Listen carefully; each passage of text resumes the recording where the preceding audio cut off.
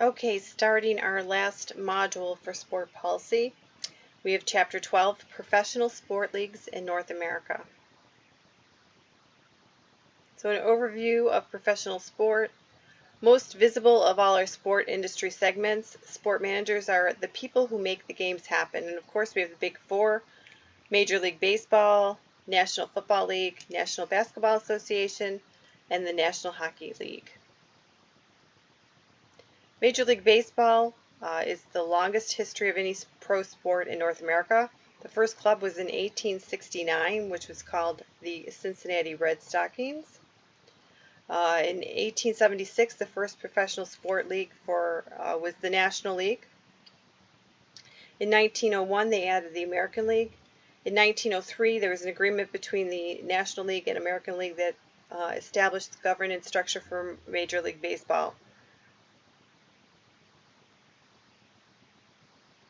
In 1920, the first professional football league was formed for the American Professional Football Association. The name was changed to National Football League in 1922. In 1926, the American Football League was formed, the AFL. Full NFL, AFL, coming together, interleague championship started in 1970, and currently there are 32 teams in 2 conferences. The NBA, the 1924, the first professional basketball league, the American Basketball League, was formed. In 1947, the ABL disbanded and the Basketball Association of America emerged. They absorbed the National Basketball League's teams and became the National Basketball Association in 1949. In 1967, American Basketball Association was started. In 1976, the agreement to transfer 4 ABA teams to the NBA was agreed upon. The NHL, in 1917, they started with 4 Canadian teams. In 1924, the National League expanded to the United States. In 1972, the World Hockey Association was formed. The agreement to transfer 4 franchises to the NHL was agreed upon in 1979, which is relatively current.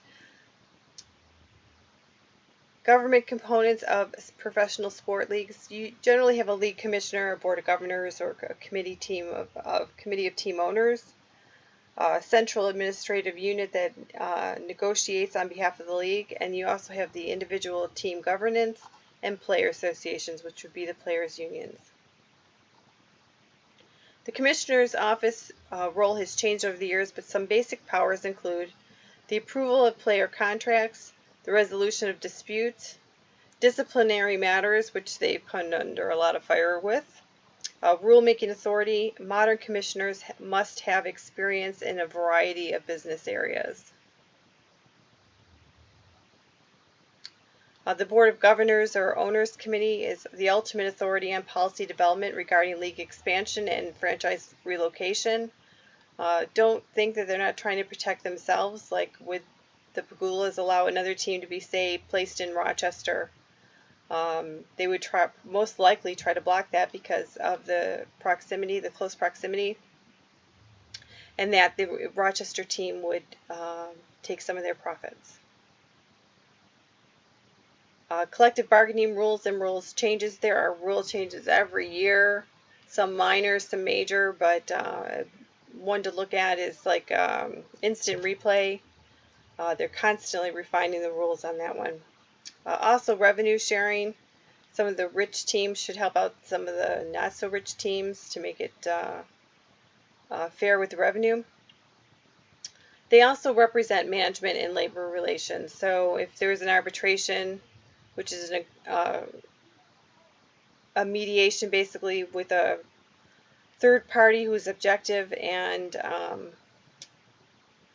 the team owners would be represented as well as the players would be represented, and then you have an objective person in the middle who makes a binding agreement. Okay, the central administrative unit or the league office, you always hear back at the league office, responsible for league-wide issues like scheduling, hiring and training officials, discipline, licensing, and broadcasting contracts. So if you could be the commissioner of any of the big 4 leagues, which one would you choose and why?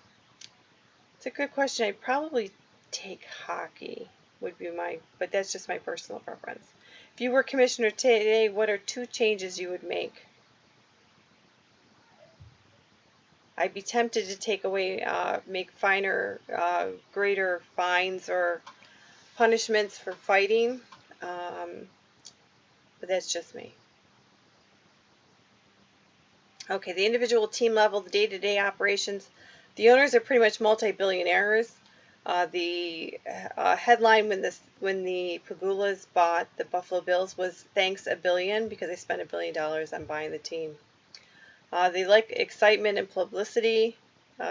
Goals are winning and making profits, which, yeah, that would be my goal. Some want to be involved in daily operations, others do not. The front office staff is responsible for daily operations for the individual team. Departmentalized by function, are typically divided into business and support operations. And they give you the links. If you pull up their actual PowerPoint, you can pull up the links to their home pages.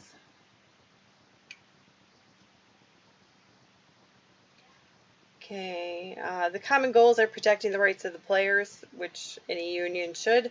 They deal with insurance benefits, retirement, and charitable opportunities. Remember when we watched League of Denial?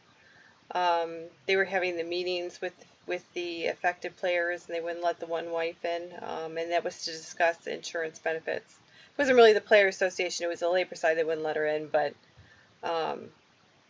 she could have been there representing the players association. They're more than just active players. All players, managers, coaches, and trainers. Revenues from individual sport membership and licensing is where they get their money. Some of the responsibilities of player reps is to collect membership dues, help teammates with grievances and fines, collect group licensing authorizations, act as a spokesperson for the organization on their team and their local communities, bring important issues to full board for action. So what are some problem areas with this? Current policy areas: social media, reaching the millennial audience, criminal activity, yeah, it happens, player and coach misconduct, player safety, responding to athlete activism. So, what are the best ways to engage the millennial fan, do you think? How do you prefer watching sporting events? Do you prefer to go to the stadium, on TV, live stream somewhere, in the sport bars? I've always personally, I can go either way. I like to watch them at home and sometimes, but it's nice to be in a crowd because there's this sense of camaraderie, but of course we're social distancing, so can't have that anymore. What type of social media would make for in-stadium experience more entertaining for you? I know a lot of teams tweet out information about, like, say, the player struck out at the bottom of the sixth. They'd send out a Twitter message saying that, keeping people updated with the game. Do you feel that the media and society hold professional athletes to too strict a level of accountability or too lenient? The use of social media. We've talked about social media before, about following athletes and liking them on Facebook. Think about what your experience has been. How much has the athlete shared? Do you know instances where they've shared too much? Do you follow live events such as Major League Baseball or the National Football League Thursday night on Amazon? Why or why not? And last question, how can professional teams support players wishing to use their platform as pro athletes to stand up for social causes? Like, one of the teams banned their players from kneeling during the national anthem. Do you think that should be the right of the team or not the right of the team? Does seeing an athlete stand up for a social cause change your attitude towards watching his or her sport? Okay, on to chapter 13.